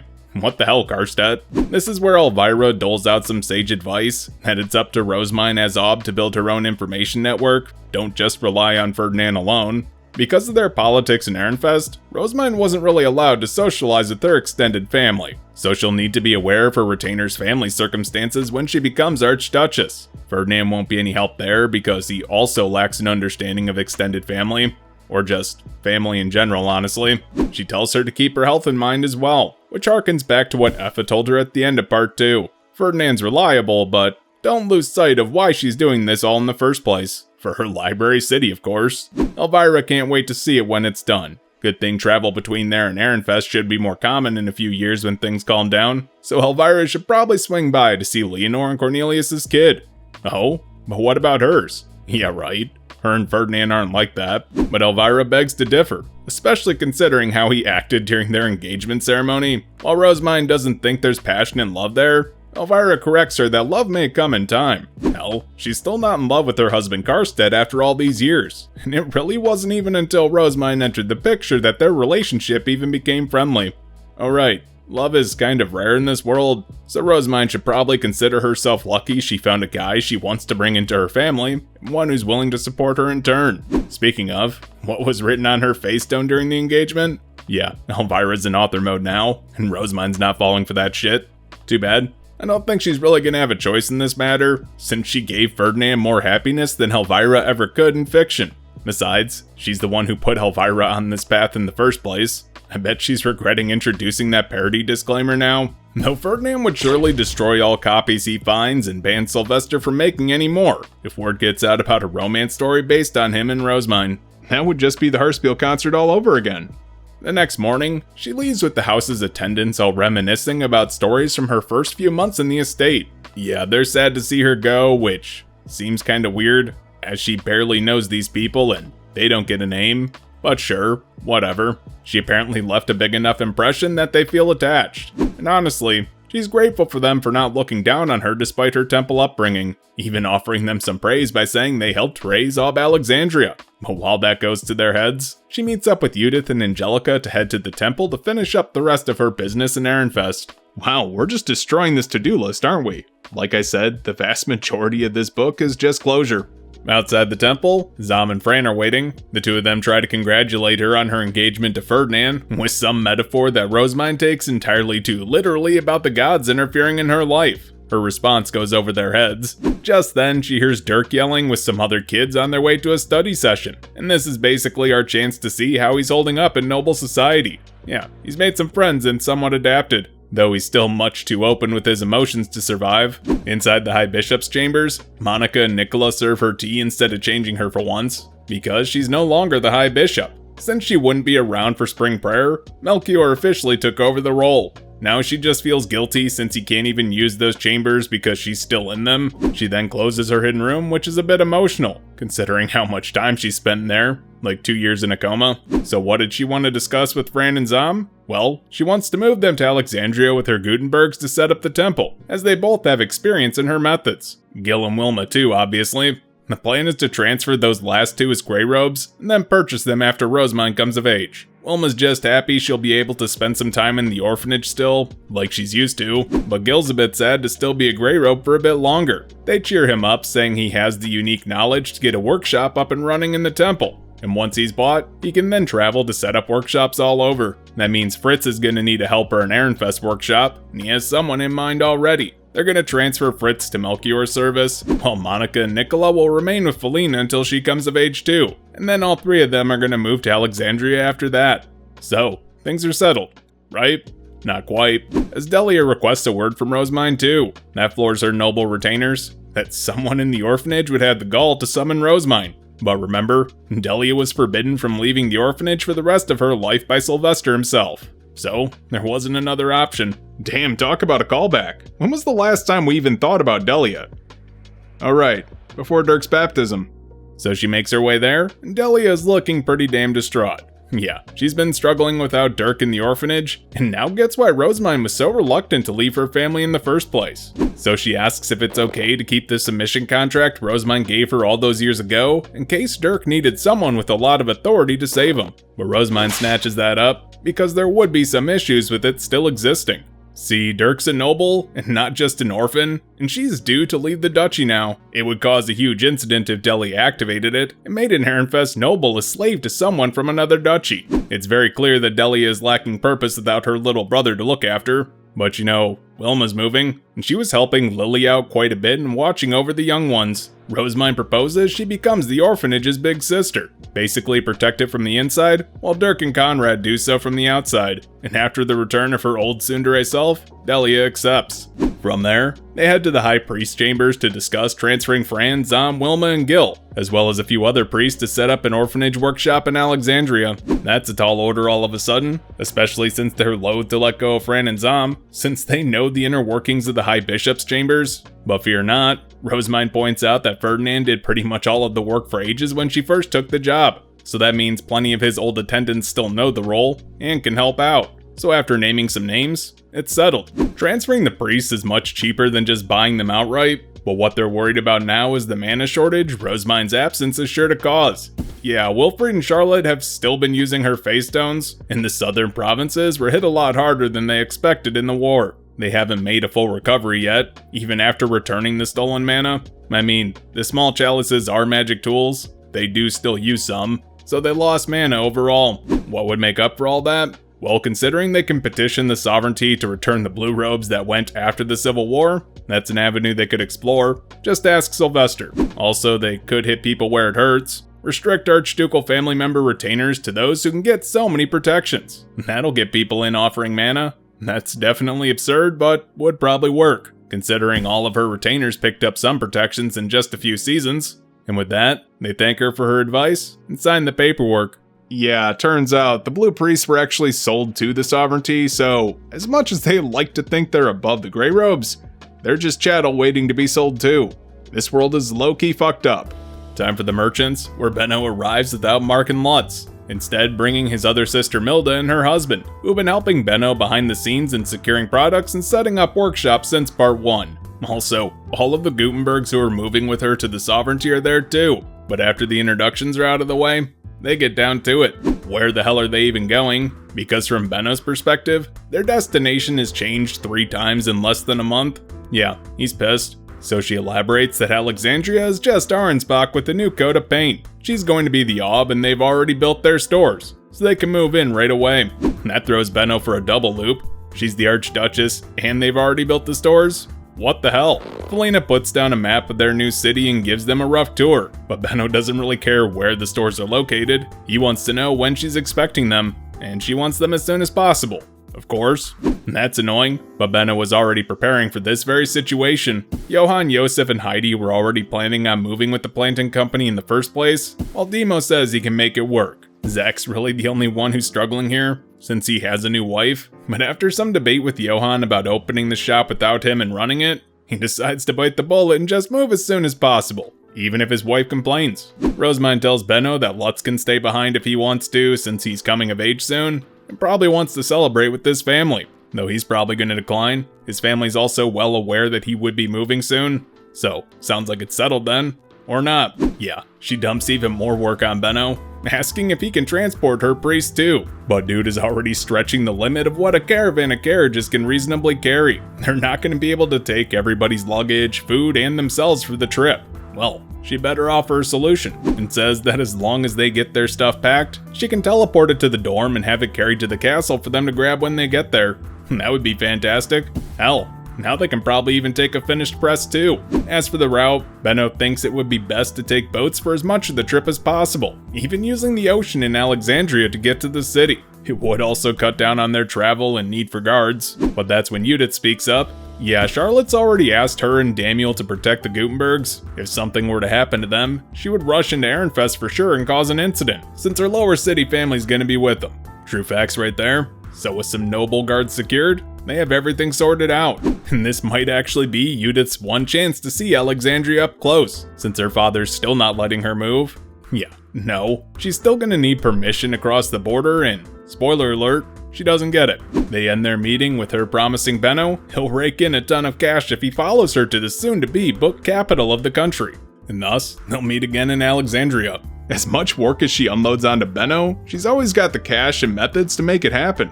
So dude usually just goes along with it, even until the very end of the series.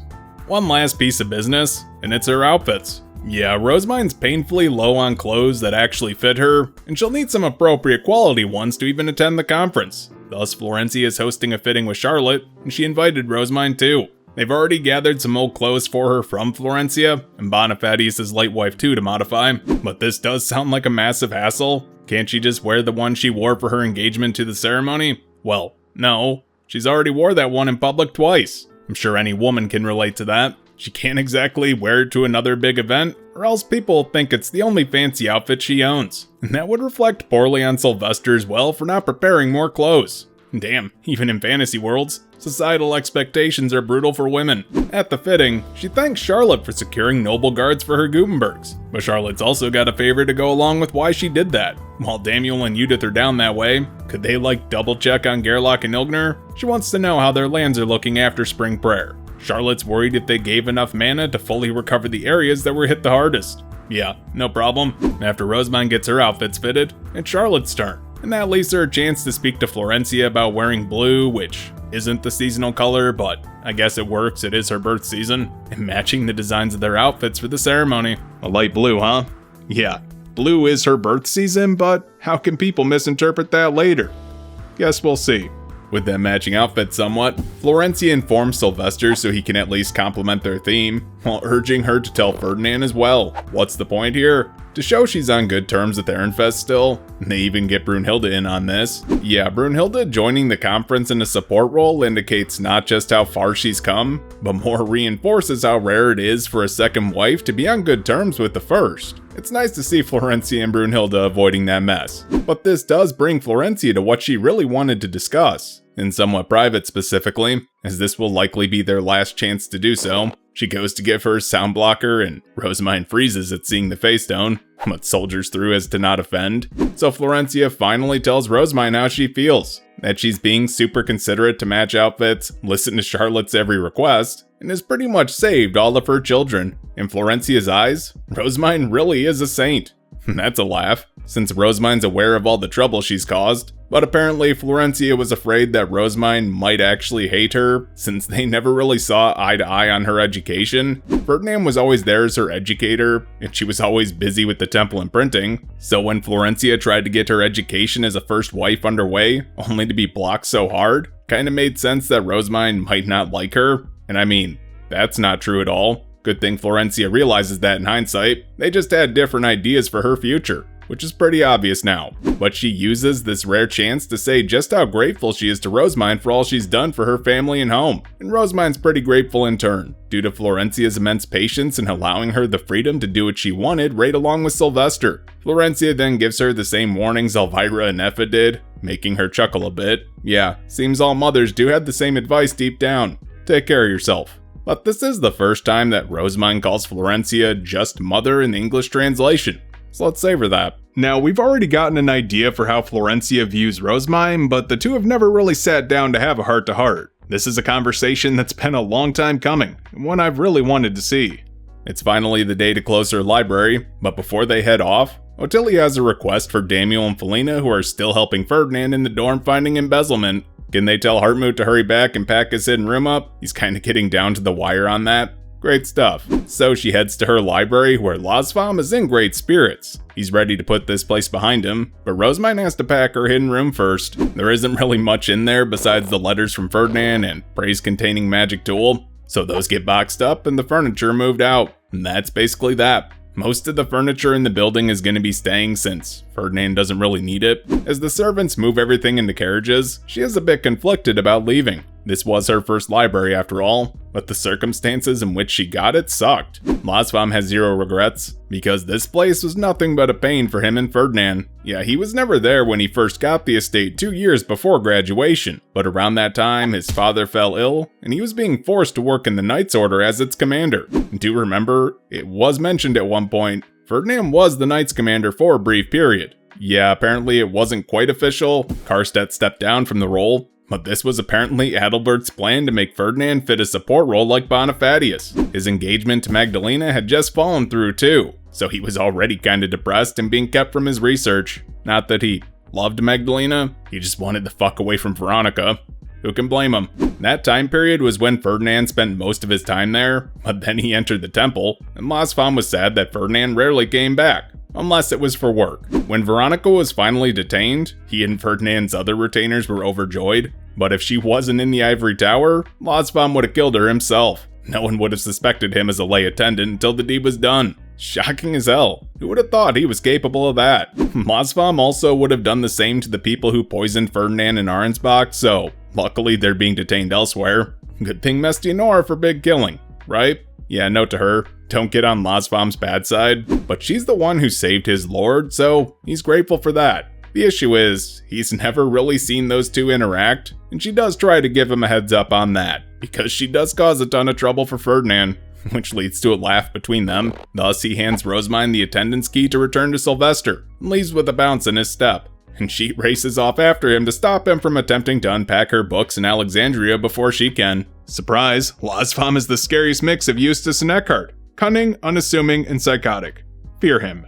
Things are down to the wire now, so they have to move to the dorm a few days before the conference to ensure that all of her crap is in Alexandria, and also help curb interduchy disputes, as apparently tensions are high between those in the dorm and her former Arensbach retainers. Charlotte gave her that information while telling her what she needs to do as the hope of the Lies gangs when she becomes Ob Alexandria. I mean, their victory in this war was pretty much fueled by Lies gang's food supplies, so relations will need to be smoothed out. Sounds good? Or not? It's super sad to leave early, even if her tasks are all done. So as she goes to leave the northern building, she gets a tearful goodbye with Riarda. It was temporary that she returned to her service, but her duty is over now, and they're both happy they had this chance. Riarda had always been a harsh but loving hand in Rosamine's noble life, so she's thankful for all she's done in getting her to where she is. Though Riarda's just thankful that Rosamine freed Ehrenfest from Gabriel's blood curse that seemed to consume it and Arensbach, especially after Georgine moved there. Rosamine extends an invitation to Riarda to visit Alexandria one day,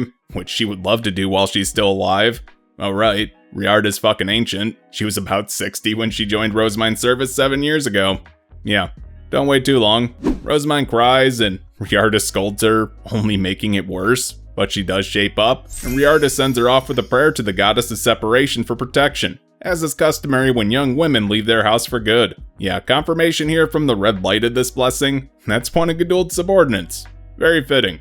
So Bonifatius will meet them at the teleporter, while Rosamine and her siblings walk there. Wilfrey doesn't seem too choked up, which is kind of annoying, but turns out he is just looking on the bright side.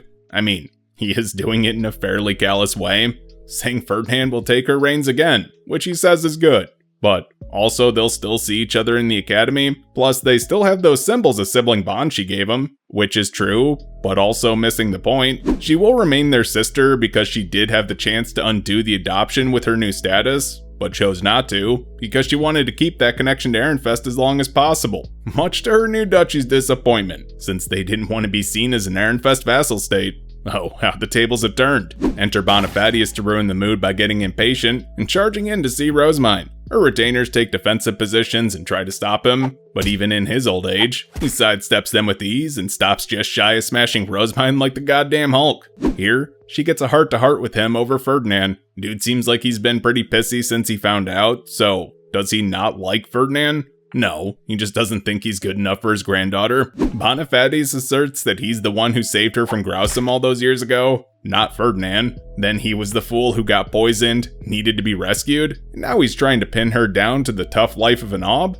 What an absolute disgrace. Well, that's not how Rosamine sees it, and she's pretty happy with how things have turned out. She confirms he'll keep an eye on Daniel before they reach the teleporter. From there, she says farewell, stating how blessed she was to be a part of this family. People said she was abused, but all of her adoptive family treasured and protected her, which certainly isn't the norm considering the other adoptive and half-sibling families we've seen throughout this series. And with that, she teleports to the academy for the last time from Ehrenfest. And just like that, we're in the home stretch. All that's left is for her to become Ob.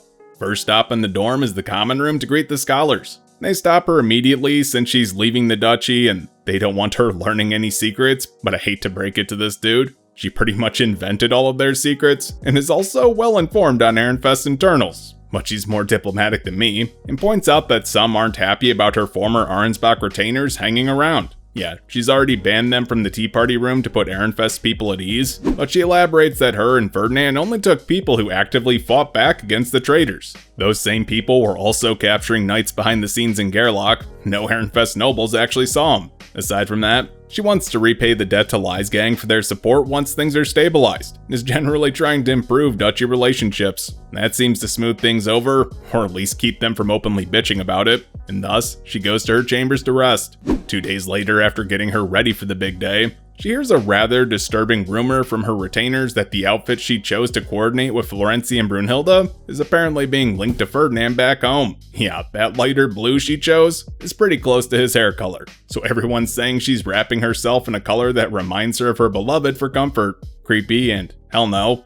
Ottilie immediately sniffs this out as a plot between Ferdinand and Hartmut, so really no point in even fighting it, since being close to Ferdinand works in her benefit. This basically brings those staying in Ehrenfest time with her to a close. Ottilie, Judith, and Bertilda will switch over to Brunhilde's service, because Bertilda was scouting pretty hard, and Judith is still kind of on the fence about going after she comes of age. And basically, Rosamund just tells her not to rush her decision. Yeah, she really didn't want to be left behind again in the moment, and since this is such a big decision, she should think it over. But honestly, it's pretty clear, she's leaning towards staying in Ehrenfest. As for Felina, lean on Daniel, in more ways than one, am I right?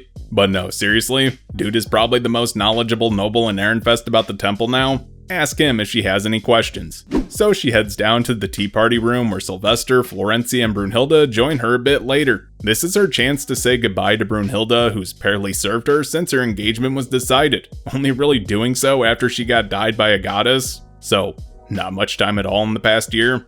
And the question on her mind is Brunhilde still happy joining the Archducal family considering the number of changes that have happened? And yeah, no regrets. I mean, it's not like she would have followed Rosamund into Alexandria anyway, but this also isn't goodbye, as Brunhilde will still attend the conference as Florenzi's assistant. Neat. So with that, they show off their matching outfits to Sylvester, which is cool, since it shows she's still supporting Ehrenfest even after moving to Alexandria, which really means their duchy's futures will be mutually supportive for once. Awesome. That's when Ferdinand shows up with their retainers, and this is it, the end of her time in Ehrenfest. They give back their registration brooches that allowed them in the dorm, and Sylvester hands over their citizenship medals, meaning they're bona fide Alexandrians now. Here, they say their final goodbyes. Sylvester gives the standard farewell because he's gonna see her at the conference, but the remaining retainers give her the one for leaving the duchy. That's finally it for the goodbyes. All that's left is for her to get her cape. At the waiting room before she goes into the ceremony, they arrive just in time to see Trauerqual and Magdalena get their names called and head on in. His new duchy is called Blumenfeld, and their color is ash gray. Pretty fitting considering how humbled Trauerqual got recently. But it is kinda weird that Magdalena was the one by his side, not Ralfrida, considering she's supposed to be his first wife. Well, probably not anymore. These issues are rarely made public, but she was surely punished for putting Raublut forward as the knight's commander, while Magdalena was probably rewarded for her efforts in taking him down. Whether Ralfrida is in jail or just divorced and sent home, Ferdinand can't say for sure. Either way, considering their duchy's neighbors and her recent accomplishments, Magdalena is a good choice for the new first wife. Sigiswald overheard that, and speaks up that his mother was demoted to third wife for that Raublut blunder, which he's clearly pissed off at his father for, but Ferdinand corrects him by saying she's being treated quite well. All things considered, yeah, she can basically just step into the background without scrutiny as a third wife. But back to the matter at hand, Sigiswald needs to hurry the hell up and get in formation or else he's gonna look like a fool. Wait, what? Yeah, Rosamund and Ferdinand didn't arrive early. They were actually on time, meaning Sigiswald is the one who's about to be late. And we see here that his attitude hasn't improved. He still thinks the world revolves around him. Yeah, fuck Sigiswald. Eglantine calls his new duchy name Korinsdom, where their color is a reddish brown, as he and his now first wife make it just barely in time for the lineup to go inside. Rosamund realizes just how cold he was to Adolfina in comparison. Again, fuck Sigiswald, but Ferdinand takes this opportunity to tease her by asking just how close a couple on good terms would stand next to each other, and basically he just has her glued to his side for the remainder of the conference. Fun stuff. So they line up and go inside, where there's just dead silence. Yeah, Trauerqual and Sigiswald were met with thunderous applause, but her? No one's making a sound. Talk about awkward. So as they make their way up to the stage and she's stressing out about how out of place she is, Ferdinand reminds her about what's important. And it's not these jackoffs, it's her library city.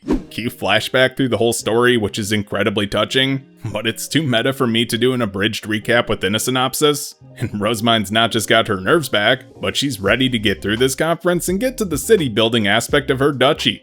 Eglantine then publicly acknowledges her as Ob Alexandria, but someone from the audience shouts their disapproval about an underage girl who lacks the divine power she once had skating by to become an Ob. Rosemine flat out says that she is the precedent here and urges Eglantine to continue.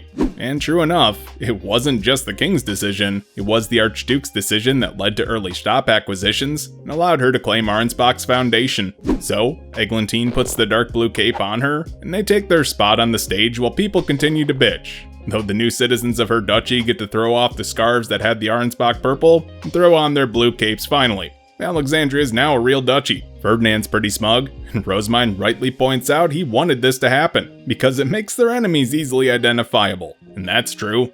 Yeah, see, it's not the upper-ranked duchies complaining right now, as they all know the circumstances that led to this through their connections to the royal family. No, it's the middle and lower-ranking duchies raising a fuss.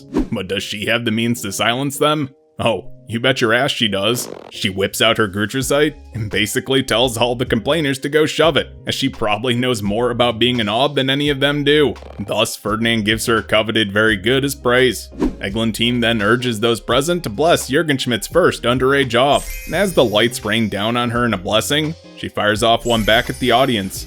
Ascendance complete. She went from being a lowly commoner in the poorest part of town to an archduchess of a greater duchy. While the story left off on a really high note, I know you're looking for another hit. Trust me, I was too. What about her lower city family, huh? Don't worry, the epilogue's got you covered. The epilogue picks up from Lutz's perspective.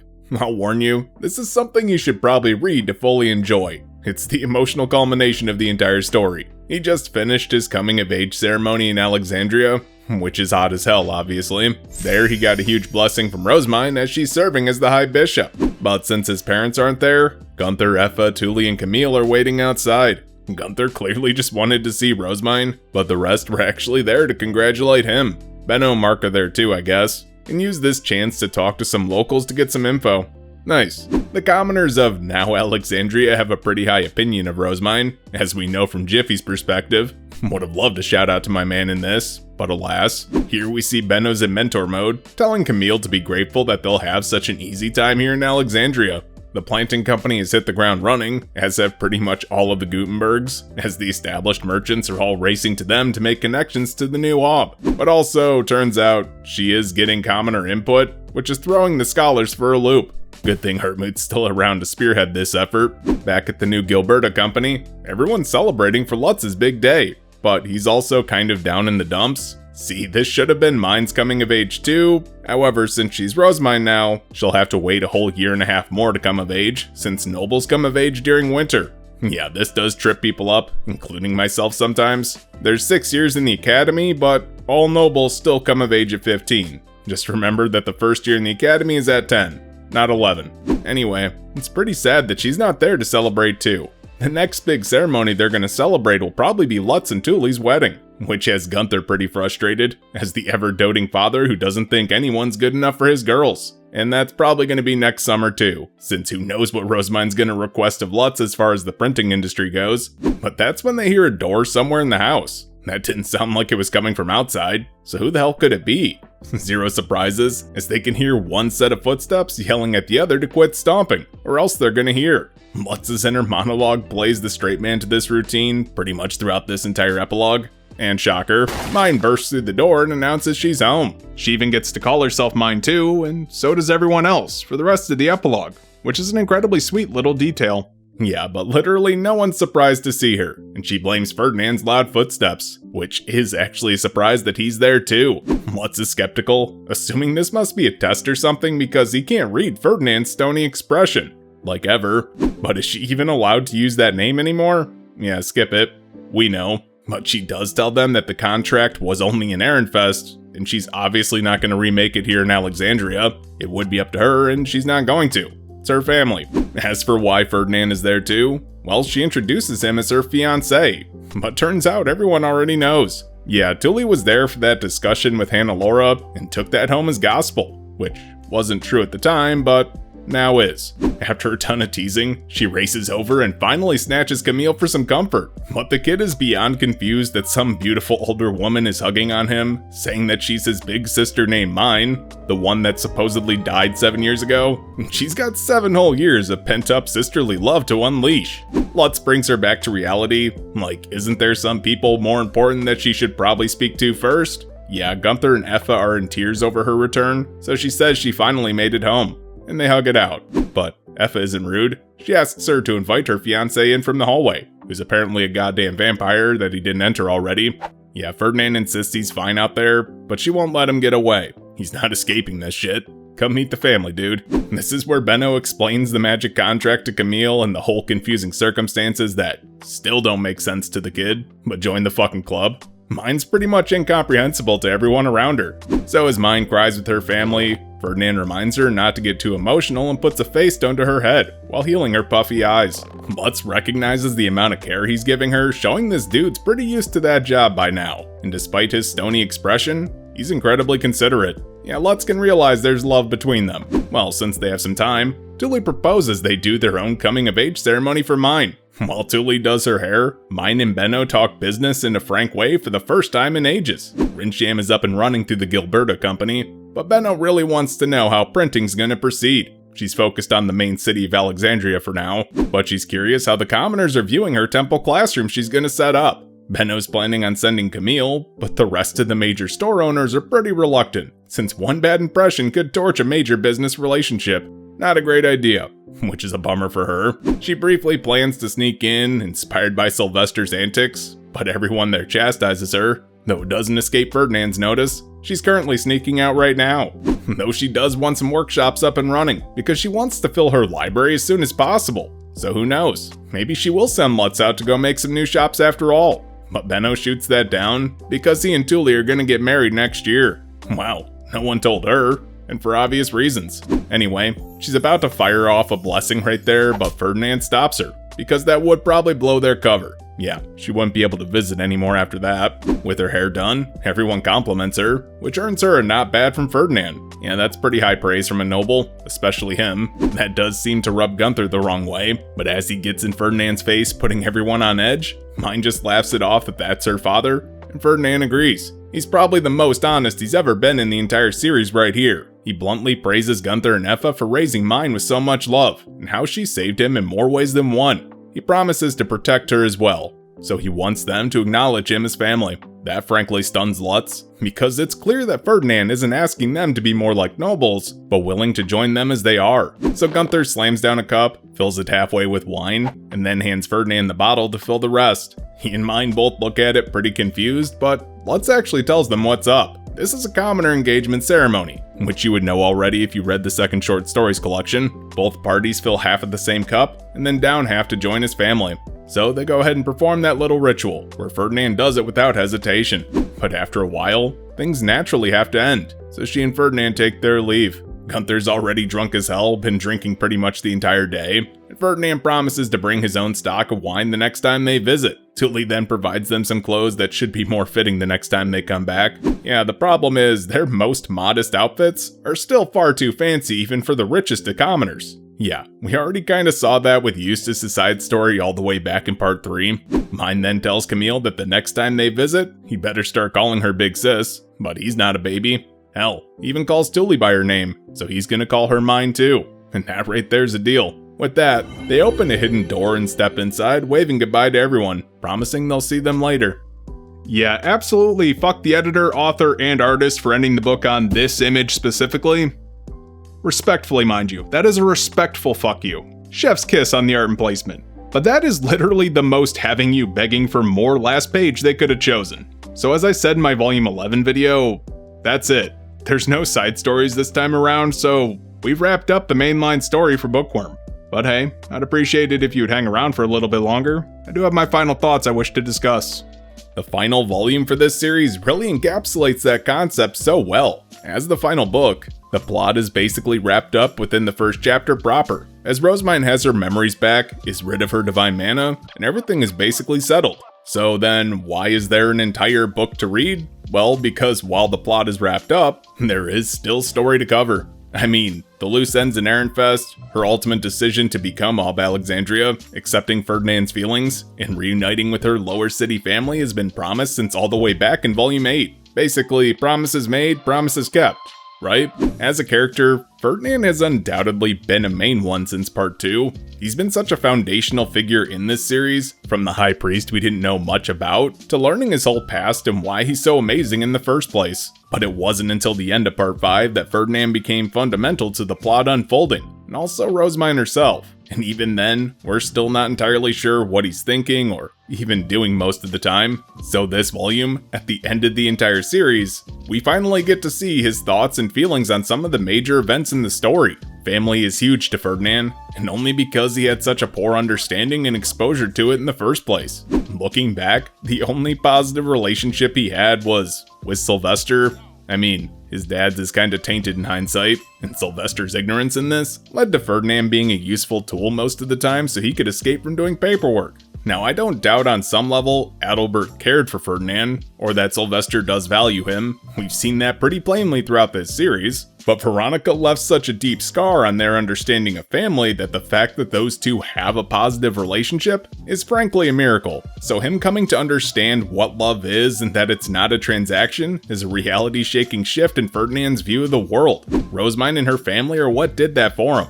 By showing him how families love one another and what it means to genuinely care about another, he slowly opened up to the idea, which was, in no small part, spurred by her synchronization with him all the way back in part 2. Now, we did see he was interested after Bezewansta's crushing incident, had his curiosity piqued when Lutz ran away from home, but that was still more of a scientific exploration into how families of the lower city treat one another. It was after they synchronized that he flat out sympathized with mine losing that connection, and even felt guilty for bringing it about, which informs why he constantly allowed her to skirt the edge of that magic contract, forcing that separation. Not because he was testing her, but because he was genuinely looking out for her mental well-being. Also to ease his own guilt in splitting them up, and that's a side of Ferdinand that we didn't even know existed until now. But what I really love about this series is, again, how it tells the message of family. That's been really important these last few books. That it's not about blood ties or even legal ones, but those who have a positive impact that matter. Lutz, the lower city family, Sylvester, Ferdinand, Karstedt, Elvira. These are people who supported Rosemine and guided her throughout the series, and those are the ones she considers family, which has led to Ferdinand sharing that view. Look at Veronica, Georgine, Det Lind. Even the stories we hear from other duchies about how half and step siblings are in constant competition, which is what brought Ferdinand and Rosemine happiness in the end. But this does bring up the elephant in the room, one I've hinted at already, and it's the final ship in this series, Rosemine and Ferdinand. Yeah, I do have my reservations about it, though subsequent rereads have changed my perspective somewhat. It is something that still doesn't quite sit right with me, and it's not because of the age gap. Look, I don't want to get into that can of worms, because age for Rosemine is a quagmire in of itself once you factor in Urano's years, subtract the time she spent in a coma, adjust for Jürgenschmidt's year length. Yeah, too much math, I don't fucking care. Ultimately, this is a world where a 7-year-old can sign a magic contract to become a 20-year-old married man's concubine upon coming of age. Brunhilde was 14 when she agreed to become Sylvester's wife. I'm not here to pass judgment on the ship for that. The real issue at hand is, does it work?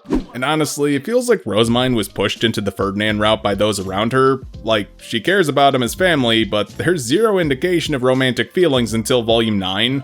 Ferdinand acts like it, but she doesn't even register. Yeah, she's dense, I get that. But it's not until this volume right here that we see that she's even smitten with the idea of being with him, and that sort of feels out of left field. Political? Sure. Making him her true family or whatever? I'll believe that. Romantic?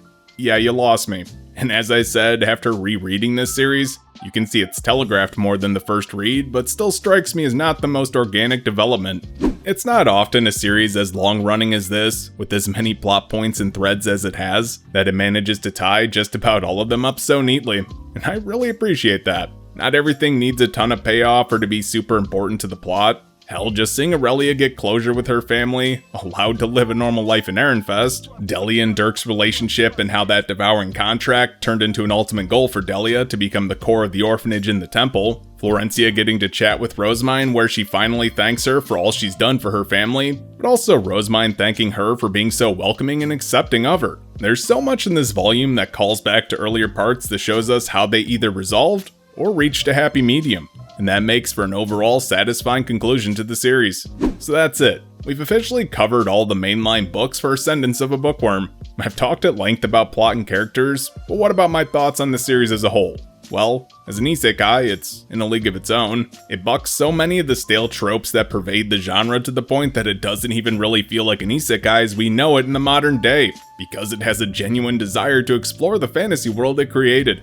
As a young adult fantasy series, it's a great read, because it asks a lot out of the audience without being pretentious. The themes in this series aren't hard to understand, but they're integral and do require a willingness to engage with the story. It doesn't shy away from bad shit. There's slavery, child marriage, murder, incredibly questionable sexual relationships presented in this series, but at no point does it feel gross or fetishizing these concepts, and it handles them all in an incredibly tasteful way. It doesn't try to justify or do apologetics for them. They're just elements of a story that serve a purpose, either to teach our characters responsibility, demonstrate the evils of a corrupt system, or to just show how backwards Jurgen Schmidt's society is because, well, let's face it, the main character's from modern day Japan.